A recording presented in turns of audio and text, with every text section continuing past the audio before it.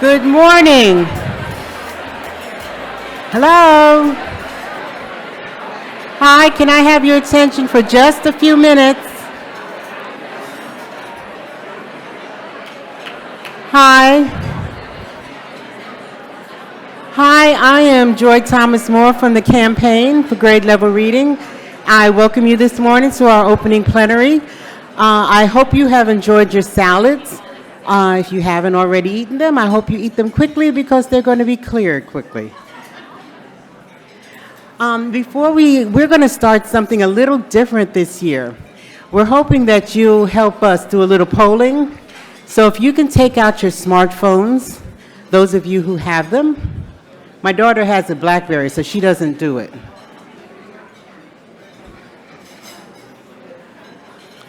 Okay, take out your phones and go to www.slido.com.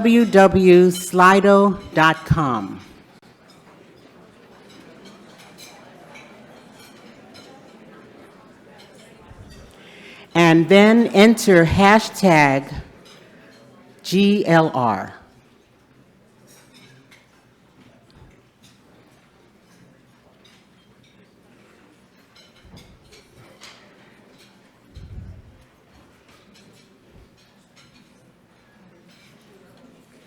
We're going to do a quick test of 3 little questions. The first, as you can see on the screen, is, are you a funder, a partner, a community or state lead, or an expert or a resource? Pick one. Or if you're many, I don't know, pick them all. We all have different roles in the campaign.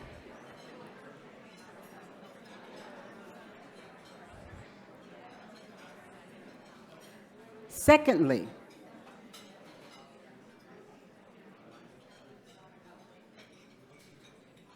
and the next question is, how many GLR conferences have you attended?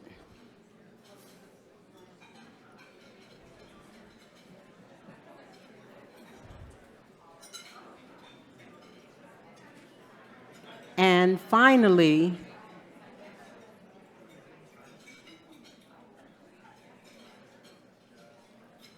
well, I guess I was ahead of myself there. What was the second question?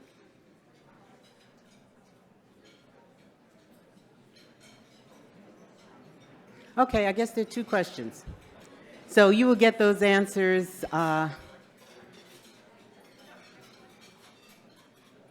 Oh, this is which GLR conferences have you attended?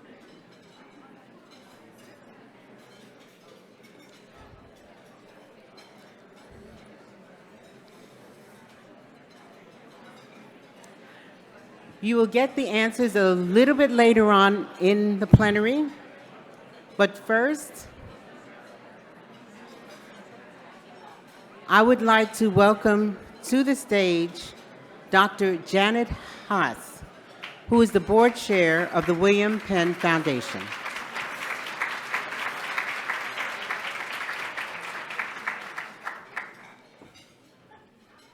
Thank you so much. Good morning and welcome to Philadelphia. I am the board chair of William Penn Foundation and also chair of the GLR Week Hosts Committee. I want to thank host committee members for their leadership in preparing for this conference. Their ideas help shape the experiences that you will have in the next several days. A host committee member or a read-by-4 partner is at each table, wearing a ribbon indicating their role. Could you all please stand for a moment and be recognized? Thank you.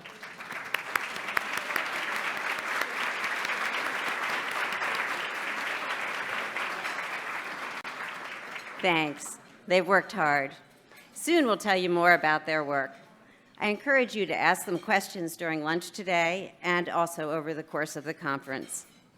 Because we have a full agenda this morning, let's jump right in. Our first speaker has traveled throughout this state as a champion for education in Pennsylvania. Governor Tom Wolf has fought for increased education funding since day one in office. Investment in our schools and our children is a top priority. He's worked with students, parents, schools, and communities to increase support of public education at all levels.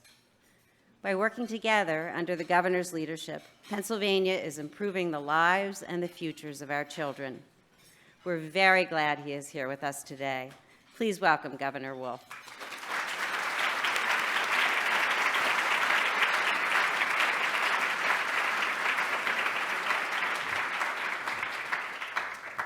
Thank you, Janice, and welcome to Pennsylvania. The mayor is going to welcome you to Philadelphia in just a minute, so I'm doing that. And it's an honor for me to be here, and Janet, thank you for that really nice introduction. Janet and I have known each other for some time, and I think maybe some of you know that Janet has recently agreed with me to co-chair the Early Learning Investment Commission in Pennsylvania, the statewide. So, she has devoted her life to bettering the cause of children in Pennsylvania and throughout the world, and she's going to be bringing that amazing experience to the Early Learning Investment Commission, so I'm really happy to do that. I also want to acknowledge Mayor Kenney, who's going to speak in just a minute. A few weeks ago, and I ran on this, now 3.5 years ago, to bring the management and governance of the Philadelphia school system back to Philadelphia. We are a state with local control of our school system in every place in the past, but Philadelphia, which had an SRC that ran the school district. So I worked hard with him to bring the local control back to the Philadelphia School District, and we accomplished that a few weeks ago, and the mayor has created a whole new school board, and that is going to be great for the Philadelphia teachers, for the kids in Philadelphia, and for the families of Philadelphia. It's going to be great for Pennsylvania, and I'm really proud to be a partner with the mayor in that.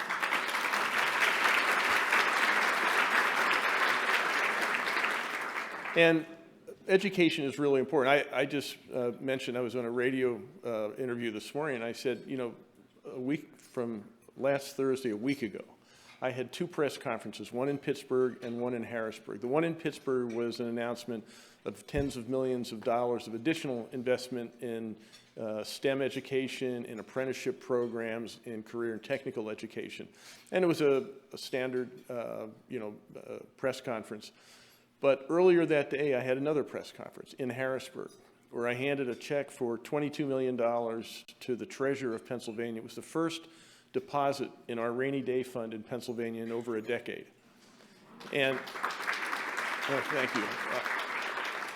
So I am running for re-election, and I'm trying not to stand on my applause lines. I'm not doing a very good job. But my point was that those two things are connected. I didn't put $22 million into the rainy day fund. I didn't have a balanced budget in Pennsylvania for the first time in a decade, in spite of investing extra dollars in education at all levels. $1 billion overall, over $1 billion in the 4 years, in the 4 budgets I've had. I didn't invest in education and have a surplus despite that. I had a surplus because of that. And what you all know is that investment in education, especially early childhood education, really makes a big difference. And so what you're doing here is really important.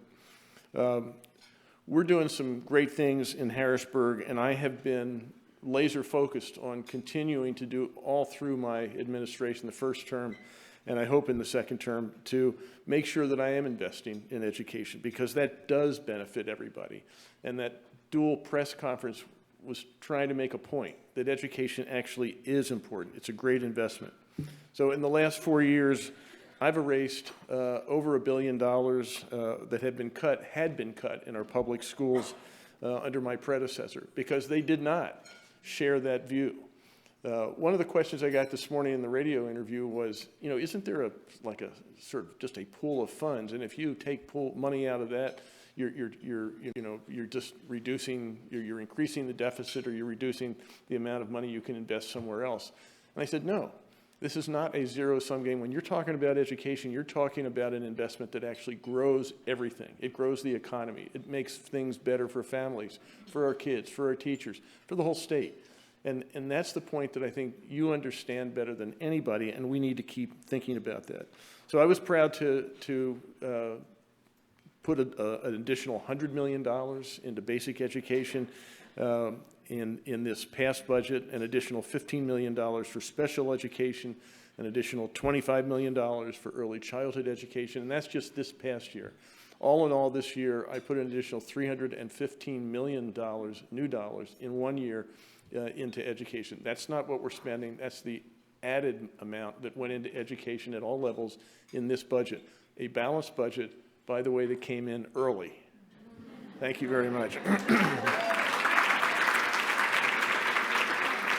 But because of that, we have 2,000 children are going to be able to go to a quality preschool program through pre-K counts, an additional 2,000. 500 more can attend Head Start. We still have work to do, but we're making progress. And I'm proud to say that over the last 4 years, Pennsylvania has expanded state-funded preschool by $115 million.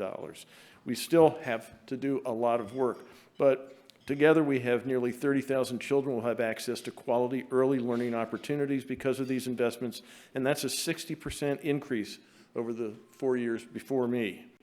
This is not only the right thing to do for our youngest learners, but it's also, as I said earlier, the smart thing to do for our economy and for the future of the Commonwealth of Pennsylvania. So I'm incredibly proud of the work we've done to improve Pennsylvania's schools. And I'm thrilled that groups like Campaign for Grade Level Reading understand the importance of the investment that we're making. This work that you're doing to create a network of over 300 communities all across Pennsylvania and across the country is really important. Right here in Philadelphia, we have groups Allegheny County, Erie County, Reading, Lehigh Valley, and the Wyoming Valley. They're all partners in this effort. And that's why I'm proud to issue a proclamation, which I gave to Janet just a minute ago, making July 23rd to July 27th the Campaign for Grade Level Reading Week in Pennsylvania.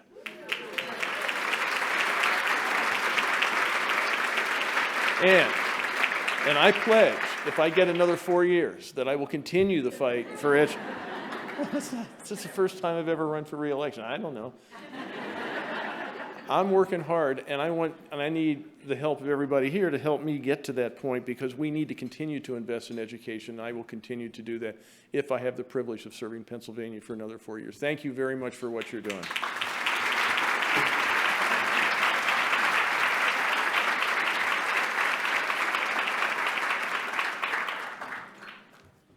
Thank you so much, Governor Wolf. I'm now pleased to introduce to you Philadelphia Mayor Jim Kenney. When he took office, Mayor Kenney had clear priorities: Philadelphia Pre-K, an initiative to make high-quality, free pre-K available to at least 5,000 more children here; community schools to ensure that students' most pressing needs are being addressed in school; and Rebuild, a $500 million initiative to revitalize many of the city's libraries, recreation centers, and parks. These initiatives are about doing better for our children and making sure that all children have safe and enriching places to learn and be mentored. As soon as you talk to him, the mayor's passion for these issues surfaces. After all, above all, he wants to ensure that the opportunity to receive a good education isn't determined by zip code. He has spent every single day in office fighting for equity. Just last week, his administration had a huge win for the city when the Pennsylvania Supreme Court affirmed the city's use of a tax on sweetened beverages to fund these initiatives.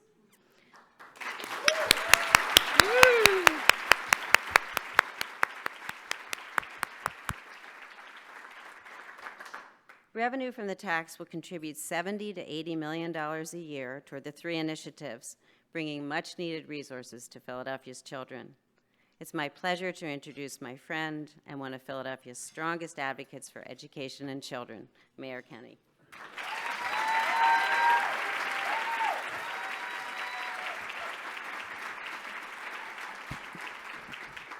Thank you very much, and good afternoon. And I just want to say, I think the governor has left, but never a more decent, kind, smart man, person that we really need back again, without a doubt. And he actually knows that Philadelphia is in Pennsylvania. It's amazing. Geez, who'd have thunk? So welcome to Philadelphia. We are proud to host you all in our wonderful city. We understand the importance of getting children to read on grade level. In Philadelphia, we take early childhood education very seriously. This is one of the reasons we are so proud to call Ralph Smith one of our own.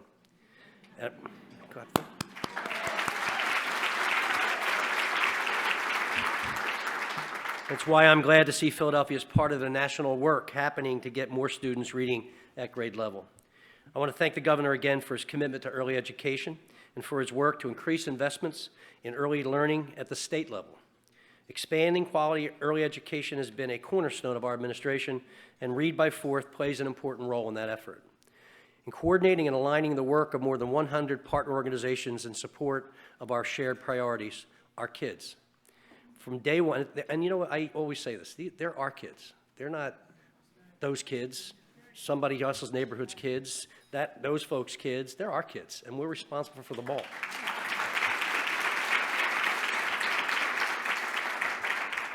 So from day one of this administration, we have been working to bring access to quality pre-K to more families and more neighborhoods across our city. We are very proud to have already added 2,000 quality pre-K seats and have reached 2,700 children. And if it weren't for that stinking lawsuit, we would have done more. But that's over now. So, within the next few years, this number will expand to 5,500 seats as we continue to work towards universal pre-K. And while access to quality pre-K is a key component of getting our children ready for kindergarten, we know that supporting families and bringing literacy to life in and outside of school and child care programs is also very important. That is why we're so pleased to be partnering with Read by Fourth. We are making major investments in our out-of-school time programming, our libraries and our recreation centers to ensure that early literacy opportunities are embedded across the programming, across city programming. And we are engaging our communities and Read by Fourth partner organizations in all of these efforts. Over the next few days, we hope you get a chance to learn about and see some of the transformative initiatives underway here.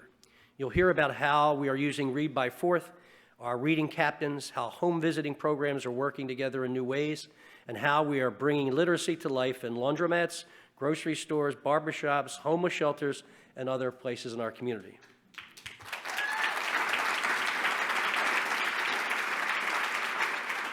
We also look forward to hearing about what we can all learn from you. I fully expect us to be borrowing some amazing ideas to integrate into our future plans. So in the meantime, I wish you an engaging and enjoyable conference. I hope you get to get out and enjoy every bit of Philadelphia that you can.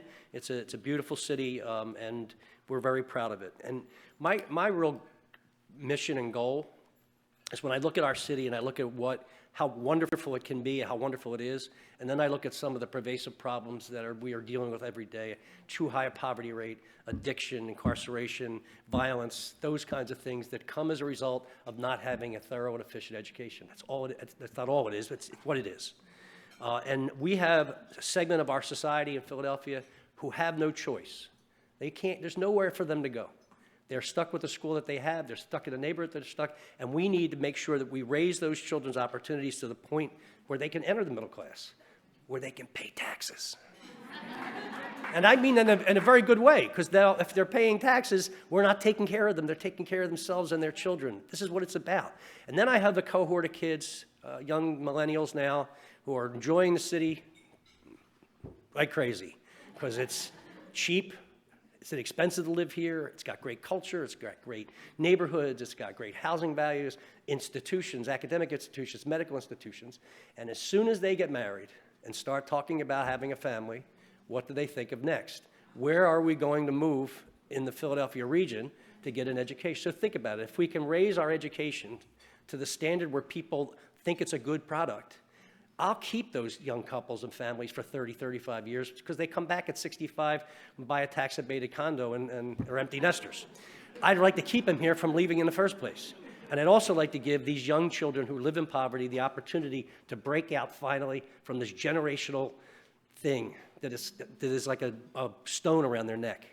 And we can do this by making sure, and I will tell you, I went to an opening day of kindergarten last year. It was Gideon. And there were about 24 little baby's first day of kindergarten, and it was a mess. It was just like kids holding on to mother's leg, hanging off her neck. I mean, under the desk, crying, and there were 4 kids sitting there like this, engaged, sitting straight up, ready to go. And I stayed for the class. And they raised their hand, they answered, they engaged with their classmates, with their students, with their teachers. And at the end of the class, I said, by the way, how many of you had a chance to go to pre-K? Those 4 shot their hands up. Proof positive to me that that's what we need to do for every one of our kids. And you know what? And sometimes we have to self-help because despite the governor's efforts, Harrisburg doesn't always come through what we need, and Washington is, I don't know what it is. I couldn't even tell you. So we have to take self-help measures sometimes, and the sweetened beverage tax was what we used to get us where we needed to be able to capitalize the borrowings for the parks and recreation centers and libraries, to be able to pay for pre-K, be able to develop the 25 community schools we want to develop. This is our ability to take care of it. And you know what? You really don't need to drink sweetened beverages. And our health commissioner will tell you it's probably not good for you to drink sweetened beverages. So this was what our effort was, and it's a choice that people make to buy that product or not. We finally won in the Supreme Court 4-2. We had one judge from Philadelphia who recused himself, understandably, because he was a Philadelphia resident. But we are moving forward now, full speed ahead. Right, Janet? Full speed ahead on our borrowings for our rec centers and libraries, full speed ahead on our community schools, and full speed ahead in giving our kids an opportunity in life that they wouldn't have otherwise. So God bless you all for being here. Thank you.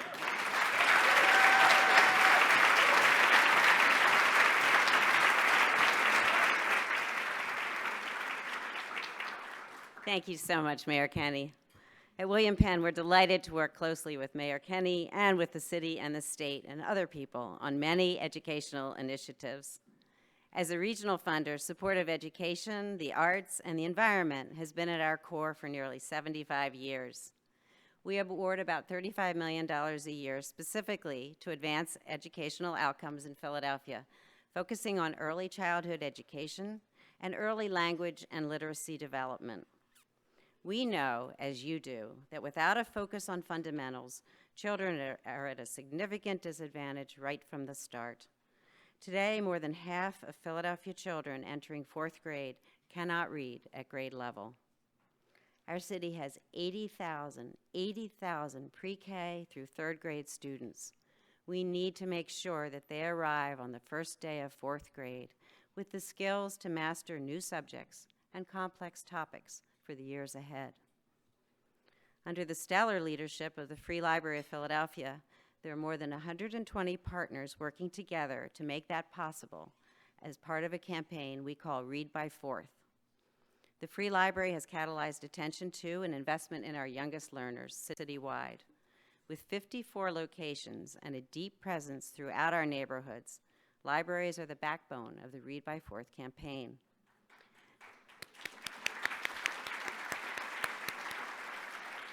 In fact, the main branch of the Free Library, a truly beautiful building, is right across the Parkway, and we hope that you have a chance to visit it while you're here. William Penn was an early funder of Read by 4th, but we continue our support now because of the large-scale citywide work that's infusing reading and literacy during the school day and out-of-school time in all sorts of places, as you heard from Mayor Kenney, and by working with families in the homes. We can see the effects of Read by 4th in just 3 years. Last year, 3rd grade reading scores increased by 4.5%.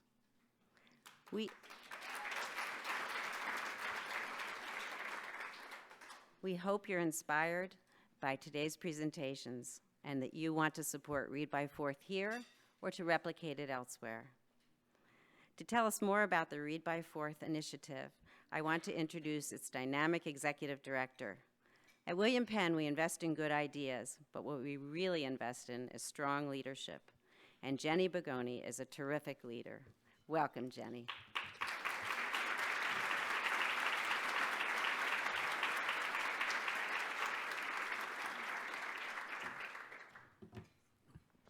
Well, I hope you can see how lucky I am to be doing this work in Philadelphia with the leadership we have from our mayor, our governor, and the philanthropic community. It's truly a wonderful place to be doing this work, so thank you to all of you. Like everyone else, I want to welcome you to Philadelphia on behalf of our Read by Fourth partners who are very excited to learn from you and share with you this week.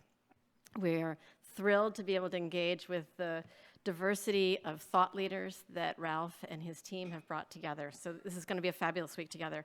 But before we get to that, it's my job to tell you a little bit more about Read by Fourth. And to do that, I think first you need to know just a little bit more about Philadelphia. So Philadelphia has a lot of different sides to it. At 25.7%, the poverty rate in our city is the highest among our nation's 10 largest cities. About 400,000 residents, including about 37% of our children, live below the federal poverty line. An estimated 550,000 individuals are considered low literate. And that means that 40% of our adult population struggle to fill out a job application, read their prescription, or help their children with their homework. In our target population for Read by Fourth of the 0 to 9-year-olds, we have 200,000 more or less children in that target population. 80,000 of whom are in pre-K, and it makes it so that there are about 15,000 children in each of the grades, K through third grade. So when we think about our work, that's the scale at which we need to think about it. And currently, 42% of our third graders are testing at grade level in reading. But we're also a city with a lot of positive momentum. Millennials are moving here, our restaurant scene is booming, there are more housing, more jobs, and most importantly, those reading scores are beginning to go up. And in case you forgot, we're also a city of firsts. And we're a city of Ben Franklin, and we're a city of innovation. And we bring all of that to this work. It was in this context that two amazing women took a leap of faith and brought partners together to start Read by Fourth. I'd like you to meet both of them and hear a little bit about that story. I kind of think Read by Fourth has broken the mold on the Philadelphia chip on our shoulder, we can't get anything done, we're second class, and came at this really world class.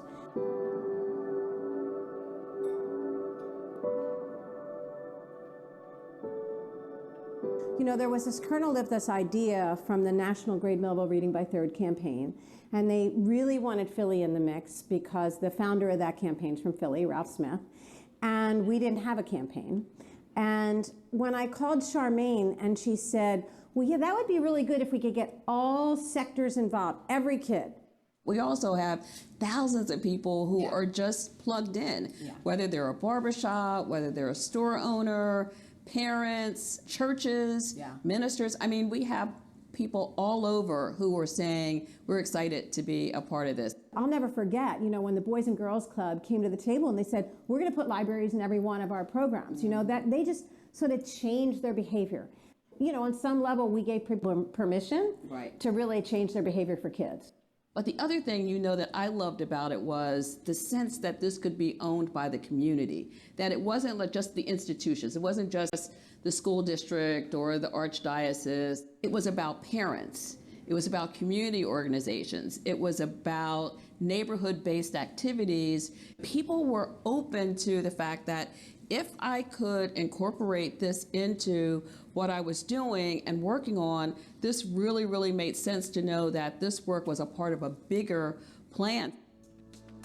And I think this is what really makes Philadelphia strong. I think we have a strong civic infrastructure when we use it effectively and that we work really, really hard to try to build leadership and try to build opportunities for us to work together. So what are we going to do next?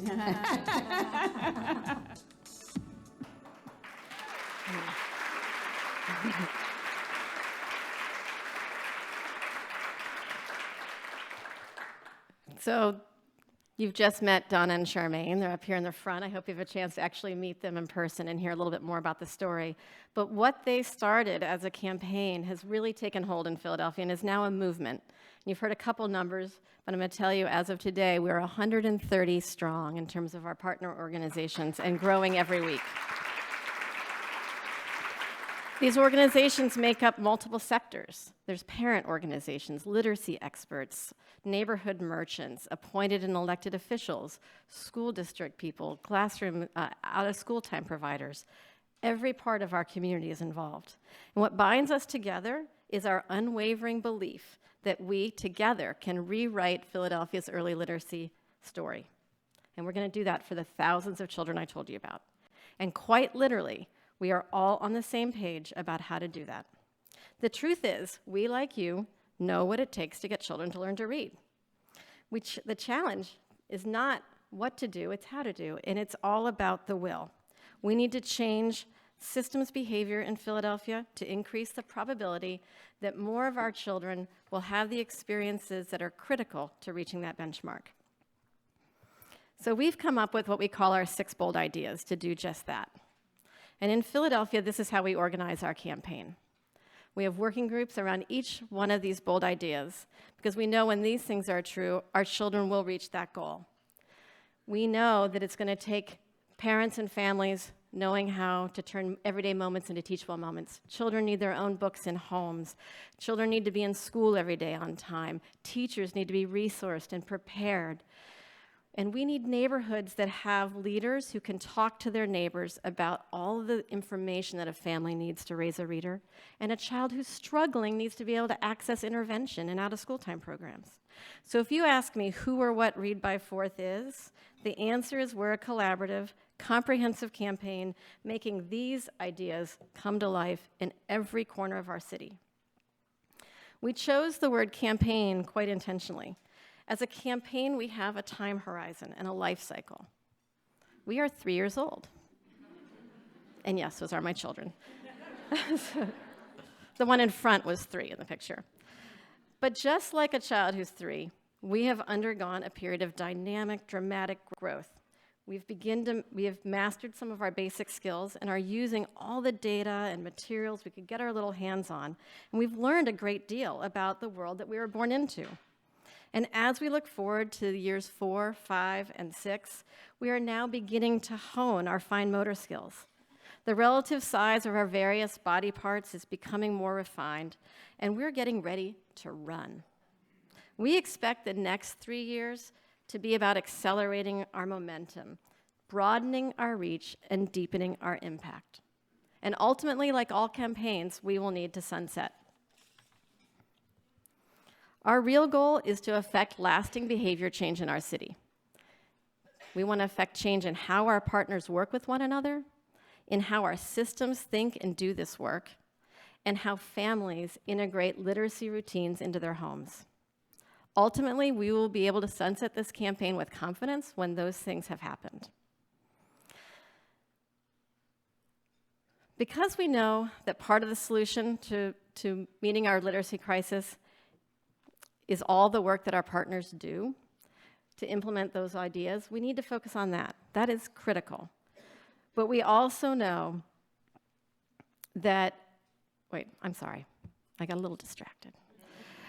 But we know, I want to show you where our partners are doing the work. Just look at this map for a second. This is the city of Philadelphia. The map represents hundreds of book nooks, thousands of children in summer camps, all the libraries with children's programming, all of our elementary schools, more than 100 reading captains, 61 partners who combined to give away 435,000 books for home libraries last year, more than 500 workshops for parents on early literacy skills, and I could go on and on and on. That's the breadth of our work. And yet, in a city the size of Philadelphia, with the demographics that we have, this is not a problem that we're going to be able to program our way out of. We're not going to be able to sustain the work by finding the best programs and implementing them at scale. Supporting and implementing those programs is key, but we have to also think about how to get between those dots. We have to invest in public awareness, community organizing, neighborhood installations, and other things that will shift the behavior. So that's the narrative arc of the book that we are writing. But let's take a step back and introduce you to some of the people behind those dots. I'm really excited for Philadelphia because the city is fired up about early literacy. Philly is known for our people, and I think that's what makes us really special. If we're doing poorly in something, we're going to let our people know, hey, get it together, because our kids and our families deserve better. And if we're doing a great thing, it's like we want everybody to know about it, and we want everybody to get on board. I just didn't think that there was another organization in the city that could better lead this effort than the Free Library of Philadelphia. This is a campaign that is doubling down on the priority the city has on ensuring its children are successful readers and will eventually be successful citizens. Our kids are really smart, and they really have energy and vibrance, and given the right mentorship or given the right direction, given the right resources, they could all be successful. Read by Fourth is a coalition of more than 100 partner organizations that represent small grassroots organizations, neighborhood businesses, and large systems. All of these organizations have come together around our promise of grade level reading for our children. I really love the working group idea. I think a lot of times, especially being from Philadelphia, you grow up here and you feel like the city just happens to you. But now I feel like I'm able to affect change in the city. We actually know what it takes to get children to read on grade level. So we don't need to test ideas. What we need to do is have the commitment to implement the ideas that work at scale. We are working to make sure that more children enter kindergarten ready to learn, that more children are at school every day on time, that children have the resources they need out of school and in the summer to reinforce that learning. We're also working to make sure that the instruction inside our classrooms is top-notch, and that those classrooms and teachers are resourced with the things they need to deliver that kind of high-quality pedagogy that our students deserve. But most importantly, we're making sure that we untap that resource of a family's love for their children. Dad and a mom wear a lot of hats in the family, and teaching is one of the biggest ones. So reading with them is one of the staples of me leaving a footprint in his life. Having my own son, who is actually a delayed speaker, literacy became a passion for me. Now he loves to read, he enjoys it, and that makes me feel good. It makes me feel like, it's worth something. And I want to help other families do the same thing. What's been fun about this process is just who's come to the table to participate in really helping promote the successful child and the successful family around literacy. Well, when you're in my chair, you're definitely going to not just get a haircut, you're going to learn how to read. I wanted to be a pillar in the community to help focus their minds on the right path and do the right thing. When a young child's excited about cereal or an apple, or maybe once in a while a candy bar, they start to realize that reading's necessary and communicating's necessary. And so it really is a great place to learn.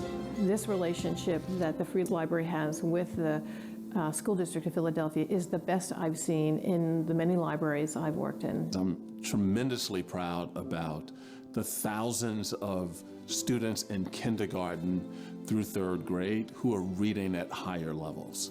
And many people think that in urban centers that work cannot be done. And we're proving here in Philadelphia that not only can it be done, but it can be done to move large groups of students from one level to the next. My son was one from struggling in his reading to actually reading very well. I'm so proud of him right now.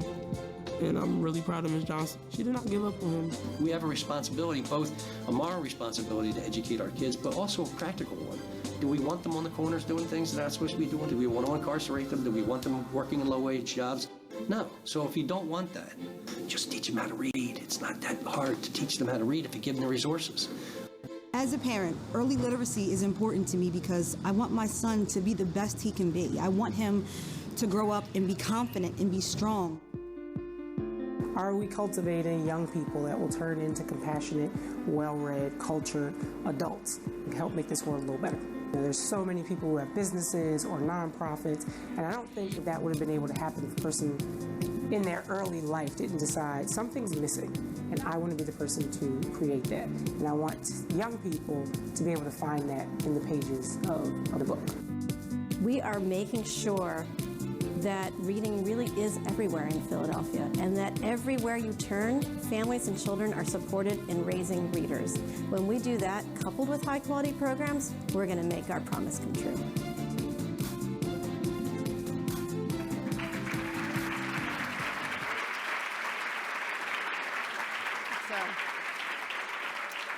So getting children to read on grade level has been a seemingly intractable problem in many of our communities. But we really believe that our large-scale, evidence-based, and community-focused approach is showing promise and will chart a new course to victory. We know we have many challenges that we hope to learn how to address with all of you, but we also know our story is going to have a happy ending here in Philadelphia. And to learn just a little bit more about our partners and how they're making that story come true, I want to invite a few of them to the podium up here for a panel that is going to be led by the very first funder of Read by Fourth, Tina Wall and the Barra Foundation. So come on up, Tina, and our panelists.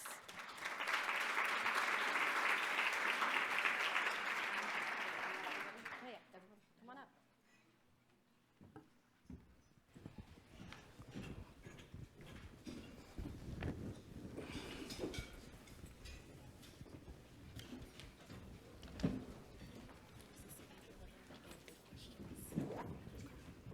Wherever you want.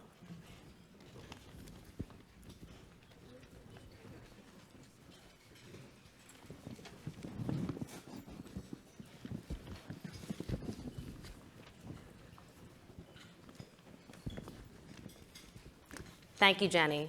And thank you, Charmaine and Donna, for your tremendous vision at the beginning of this process. Welcome all of you for being here in Philadelphia. And I'd ask that you help me welcome our panel that's here with us to hear about Read by Fourth, what it looks like on the ground. First, we have Mike DeBaradinas, who is the Managing Director of the City of Philadelphia. He oversees departments of Recreation, Human Services, and the Free Library, among others. Next, we have Malkia Singleton, who is the Pennsylvania Program Director of the Parent-Child Home Program, one of several evidence-based home visiting programs working in Philadelphia. Rachel Honore is next, and she is a Read by Fourth reading captain and a family navigator with People's Emergency Center, where she leads outreach to parents. And last but not least, we have Colleen Bowen, who is the principal of Clara Barton Elementary, a K through 2 second grade school of the district of Philadelphia that is regularly recognized for its great early literacy and instruction. So we heard from, so welcome, thank you.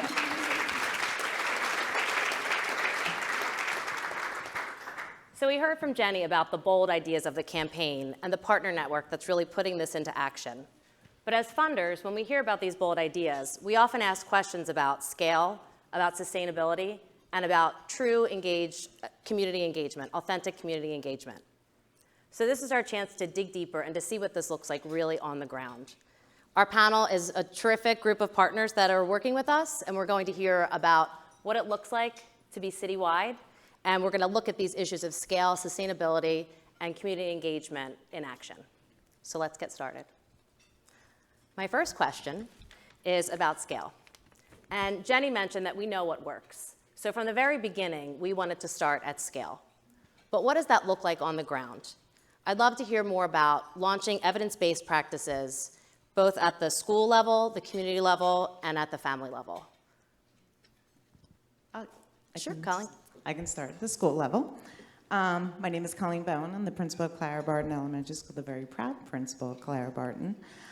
We are a huge district, as you know. We have 152 elementary schools with approximately 48,000 children in K to 3, and they were reading at almost 40% at grade level, which is completely unacceptable. District-wide, we had a strong unified consensus around supporting early literacy goals, which resulted in the development of a district-wide early literacy framework that was nothing like we have ever done before. The main strategy of this framework was to intentionally and systematically improve our practice of 2,000 teachers and 3 groups of cohorts. From the state, we knew that there was strength in numbers, and we wanted to create real and lasting cultural change, and we all had to be on the same page, and we all had to hear the same message. The result, after this 3-year implementation, has been the retraining of all our K to 3 elementary classroom teachers and the principals, which was a huge change. The addition of the full-time literacy coach in each building to support those teachers, which is crucial. The implementation of a coaching rubric to facilitate that ongoing dialogue between the coaches and the teachers, which was really key. Everybody was saying the same message, everybody was coaching the same, based on the same best practices. The modernization of our classrooms and the implementation of a full leveled library in each of those classrooms, which gave us the resources and the knowledge to bring that to our students. Great, great. So lots of a systemic shift in practice. Yes, That's terrific. yes, it was huge. Mike, do you want to tell us more about from the city's perspective? Yeah, thank you. Hi, everybody, and again, congratulations to Charmaine and Cooper and Ralph. I don't know if he's still here, but they kicked my butt about 5 or 6 years ago to get me in gear around this whole idea. But anyway, so we're in response to the challenge of Read by 4 and the mayor's political leadership and policy leadership, we're turning three of our operating departments, library, park and rec, and DHS, to sort of move those systems towards the establishing of system-wide in parks and rec and in the library over time, to establish out-of-school time programs that's major focus is on early literacy and reading at grade level by the 4th grade. So we're about 1.5 years into a systems change that will to do a couple things. We'll have sustainable funding, work closely with the school district, and attach to the community. The thing that's most exciting about this is the attachment to the community. We expect to have thousands of adult volunteers working with children throughout the neighborhood in libraries, recreation centers, and in schools across the system. This September, we will have almost 30 programs up and running with a goal of doubling that every year. That's terrific. So we think we're using the SMART model, so we're using evidence-based practice. And this is probably of the 5 or 6 things that are highest in our agenda in this administration and in my office, the managing director's office. This is up in the top. And under Christine Piven's leadership, we are moving faster than I ever imagined. So really meeting kids where they are. And how about you, Malkia, from Parent Child Home? Yeah, and just to share a little bit about Parent Child Home program, because we are new to Philadelphia. We came to Philadelphia via Greenlight Fund. We were their 2016 portfolio organization. And we created a partnership with Philadelphia Housing Authority, Public Health Management Corporation, receiving funding from Vanguard, William Penn Foundation, Philadelphia Foundation. So a lot of great support to build an infrastructure to basically scale up to work with 400 families a year by 2020. So we are just finishing our 2nd year. We're more than halfway there. We work with families with children 16 months to 4 years of age. We hire home visitors from the communities we're working in. We train them. They go into the home twice a week and bring books and toys as gifts to the family and model for them how to interact with their book or toy. And so what that is really doing, it's not only impacting that one family, it's impacting the entire community. And another piece of that that's been really exciting is that Philadelphia will soon have a centralized intake for all home visiting programs. Philadelphia has several home visiting programs I think people don't really know about. We have HIPPY, we have Early Head Start, Healthy Family America, Parents as Teachers, Nurse Family Partnership. So more and more we are working together, and Read by 4th has been really instrumental. And being a new program, just coming to the meetings and networking has been amazing. So great. And just one plug for the shift in instruction that Colleen talked about. There will be a session later with Deputy Chief for Early Education, Diane Casalbuono. Who is our visionary and our leader in this work. So next. So there's a question about sustainability often from funders, the hated question.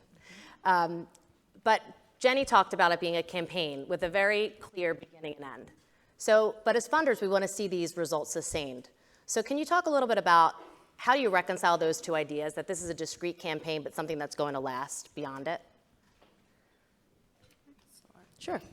So really, especially from the view of home visiting, we're really trying to change behavior, and we're trying to shift the culture really within one's home, which then leads out into the community. So I feel like that's where the sustainability comes from.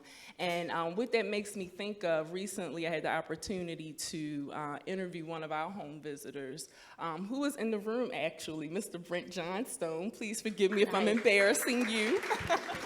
But I actually met Brent through Read by Fourth campaign and Jenny.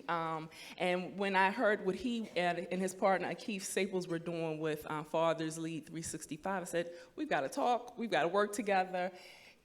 And we hired him, thankfully. And during the interview, he shared with me just the impact that we're having in North Philadelphia, where we're working with the Philadelphia Housing Authority. So he goes into the homes, he's working with these parents one-on-one, and he shared how, you know, there's guys in the community, and they call him the reading teacher, and, you know, they recognize him now. And he starts talking about, why don't you, you know, do you have a young child? Why don't you all get enrolled in the program? No, I'm not really interested, but they're watching what he's doing with the other family, and then going back and doing that with their kids.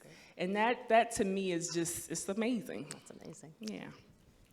So just around the sustainability question, I mean, we are changing our systems. We are moving our annual operating budgets, our physical plant, and our staff in line with the Read by Fourth goals and to meet the sort of program standards of the SMART program. So as far as I'm concerned, if we succeed, and which it looks like we will if we continue this progress, the operating budgets will, you know, barring any catastrophe, the operating budgets will roughly remain the same, and our sort of policy commitment to this and our connection to the community will move these systems and put them in place for at least a generation.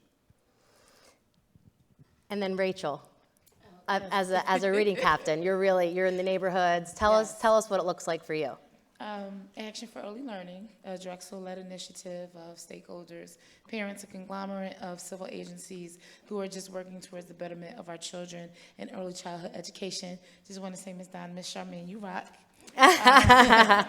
But no, it's exactly what Malkia said. It's Read by Fourth, seeing parents and communities and families as agents of change. And so what this does is that my training as a reading captain has enabled me to break forth this conversation and to continue it and to be able to explore within the community in ways I've never done this. We've never been able to do this before. And one specific thing that we're doing is we're creating reading captains to ensure that all our families have home libraries. On Lancaster Avenue, 30 businesses within the commercial corridor receive books so that every child can take home books and create their home library so that we ensure that books are just flooded within the community. Another thing that we do, which will change the shift, is that there's such a big, huge, I say revolution in terms of early childhood education, and the conversation and the energy of it is open. People are open. People want to learn more. The peer-to-peer, just being able to have parents be excited has changed the family dynamic. So we're hoping that this will catch on by us being consistent, by us keeping it moving on. This will become, hopefully, inextricably intertwined, as it's already become. It's catching out like wildfire, so that not only can these parents be able to have their children, but the children's children will be able to continue and have that sustainability. And we're doing it now. So, awesome.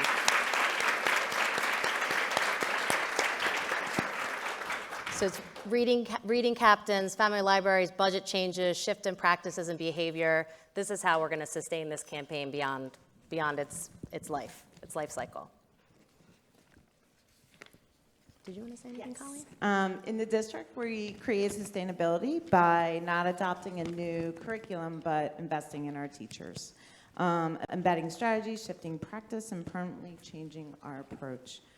We support the teachers with coaches all year long, continuing those practices that they learned during their summer institutes and for years.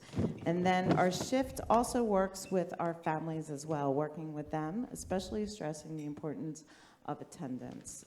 If the students aren't coming to school, they can't learn, they can't grow, and those gains will not occur. So we are working very closely with our parents, letting them know that they are partners with us and their job is to get the kids to school and to read with them each night.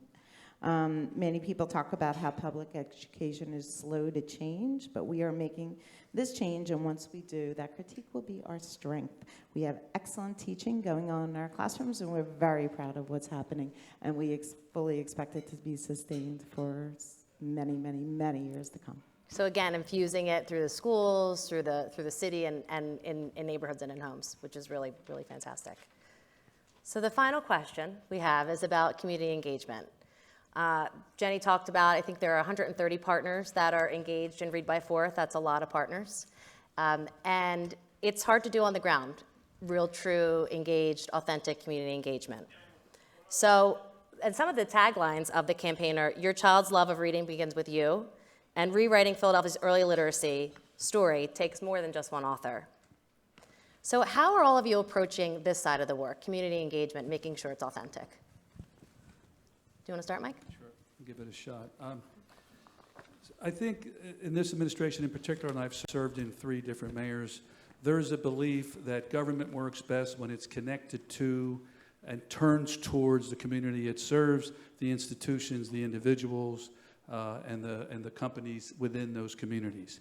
So this idea is literally played out in the Read by Fourth campaign, where we are recruiting now, and we expect to have 1,500 volunteers who are trained with the SMART method and the SMART program, and then we have a system that coordinates, supports, and trains them consistently and maintains their engagement over time. So it's at that very basic level where individual citizens can actually impact on a policy objective, move the needle on early learning. It's an exciting idea. It's one that we're sort of committed to in this administration, and one that I think respects the institutions and the individuals we're working with, and sort of builds a relationship and a partnership with them where we have certain obligations and things that we promise them and we have to deliver, and that their commitment to their kids in their neighborhood is what we get, is what the kids get back, they get back, and the city gets back. So I think without this, we would not have the staff to do the program at the scale. And we're talking about literally hundreds of programs moving 9 months a year, and then even through the summer. So without this idea of a civically engaged community that's behind this, I don't think we would have the same success without it. Rachel, do you want to? You're in the thick of it. You're in the thick of it. So one of my first jobs in terms of being in the community was a parent ambassador. I'm an navigator now, but a parent ambassador, and what that meant was to be engaged in the community. And this is a serious campaign, and it's got so many moving parts, and through the involvement with the community, through the tools that I've been given, through just being able to be a part of that peer-to-peer mentorship means everything. And we are not only like getting the movement and passing it on, but we're provoking people in a good way. We're able to get people motivated. We're able to really, truly make a change in the family dynamic. And just to give you a little story, a man was in a shop one day and he was drinking coffee. And he replies to the waitress, waitress, this coffee is not sweet. And so the waitress replied, well, you need to take that spoon and stir it up. And so I feel that this is what we're doing. We're taking this spoon and we're stirring it up to find the sweetness. And we're not going to stop. And we are going to be sustainable, and we're going to change the culture. It's really awesome. Stir it up. So what's next on the horizon? What do we have to look forward to with the campaign? A lot of exciting things already happening, tremendous work by partners and in neighborhoods. What's next? I think from the home visiting front, as I mentioned earlier, we are about to embark on creating a centralized intake system for the entire city, which is going to enable individuals, but also professionals, to make it easier to refer families to home visiting, because I think home visiting is a tool, just like Rachel was talking about, it's really powerful. Being in a home context with someone one-on-one is really powerful. So that's exciting. And for Parent-Child Home Program, we're looking forward to just being in all parts of Philadelphia. Right now we're in North Philly, South Southwest, and West Philly, but hoping to double the amount of families we're working with. And throughout the city, home visiting programs work with 3,000 families. If we can increase that, I think that would be amazing. Tremendous. And in the district, I know that we are really working on changing the culture of literacy instruction, creating a love of books, of critical thinking about characters, of storylines, about loving authors and illustrators and considering them your friends. We're developing a generation of students who love to read and find an interesting book and find joy in finding that book, finding a corner, curling up and reading.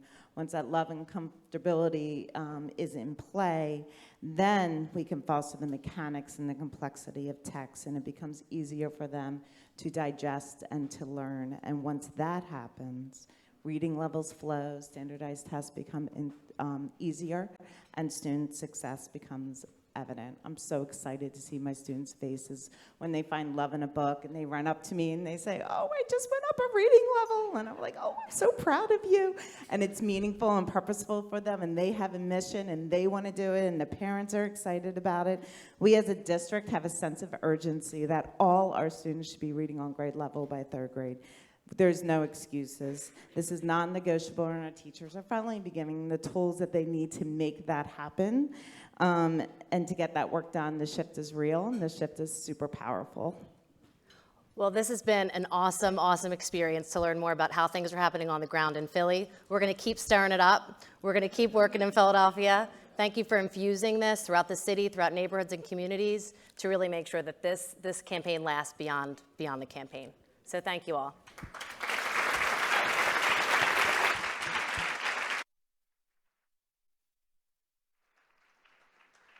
Thank you so much, panel. Now, lunch will be served, and while you are getting your lunches, would you please look at the polling question? This is the real deal here. Go back to your smartphones and answer the question, please. How confident are you that a critical mass of low-income children in your community have real access to the services and supports for which they are eligible and need, and are provided those services and supports in a manner that is properly sequenced and at the appropriate dosage and duration? We'll get back to that after your lunch. Thank you, and enjoy your lunch.